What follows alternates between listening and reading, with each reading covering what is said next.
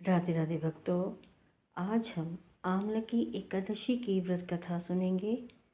आम्ल की व्रत फाल्गुन शुक्ल एकादशी को किया जाता है। आंवले के वृक्ष में भगवान का निवास होने के कारण इसका पूजन किया जाता है। मानधाता बोले, हे ब्राह्मण, हे महाभाग, हे ब्रह्म योने, जो आपकी मेरे ऊपर कृपा है तो ऐसा व्रत कहिए जिससे मेरा कल्याण हो। वशिष्ठ जी बोले कि रहस्य और इतिहास सहित व्रतों में उत्तम व्रत मैं तुम्हें कहता हूँ, जो संपूर्ण फलों को देने वाला है। हे राजन, आमलकी का व्रत बड़े पापों को नाश करने वाला है और सब लोगों को मोक्ष देने वाला है तथा 1000 गोदान के फल को देने वाला है। हिंसा करने वाले व्याध की जैसी मुक्ति हुई, उस प्राचीन इतिहास को मैं तुमसे कहता हूँ। हष्ट पुष्ट मनुष्य और ब्राह्मण क्षत्रिय शूद्रों से सुशोभित वैदिक नाम का नगर था। नृप शार्दुल, यहाँ सुंदर वेद ध्वनि हो रही थी। उस सुंदर नगर में कोई नास्तिक, कोई दुराचारी नहीं था। वहाँ चंद्रवंशी पाश विदुक राजा के वंश में पैदा हुआ धर्मात्मा सत्यवादी चित्ररथ नामक प्रसिद्ध राजा था। वह राजा 10,000 हाथियों के समान बलवान था, धनी तथा शास्त्रों को जानने वाला था। उसके राज्य में निर्धन और लोभी कोई भी दिखाई नहीं देता था। दोनों पक्ष की एकादशियों को मनुष्य भोजन नहीं करते थे, सब धर्मों को छोड़कर भगवान की भक्ति में थे।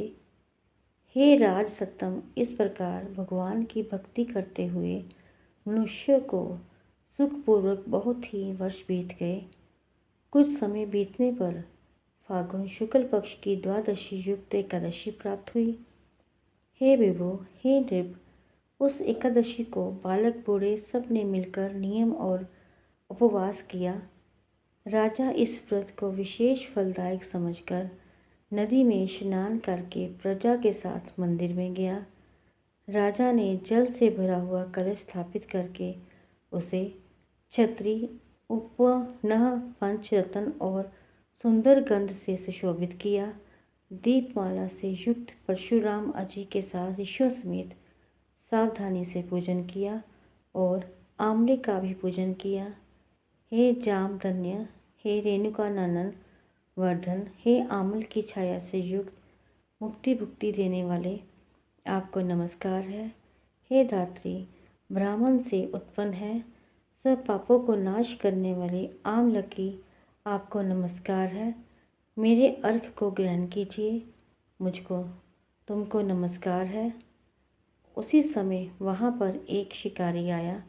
भूख और प्यास से युक्त पाप के भार से पीड़ित कुटुंब के लिए जीव हिंसा देने वाला, सब धर्मों से अलग व आमल की एकादशी का जागरण और दीपकों से सुशोभित उस स्थान को देखकर वहाँ बैठ गया। ये क्या है, ऐसा मन में सोचकर आश्चर्य करने लगा। उसने वहाँ रखे हुए कलश के ऊपर दामोदर भगवान का दर्शन किया। वहाँ आंवले का वृक्ष और दीपक जुड़े हुए देखे और पंडितों के मुख से भगवान की कथा सुनी। शुद्धित होकर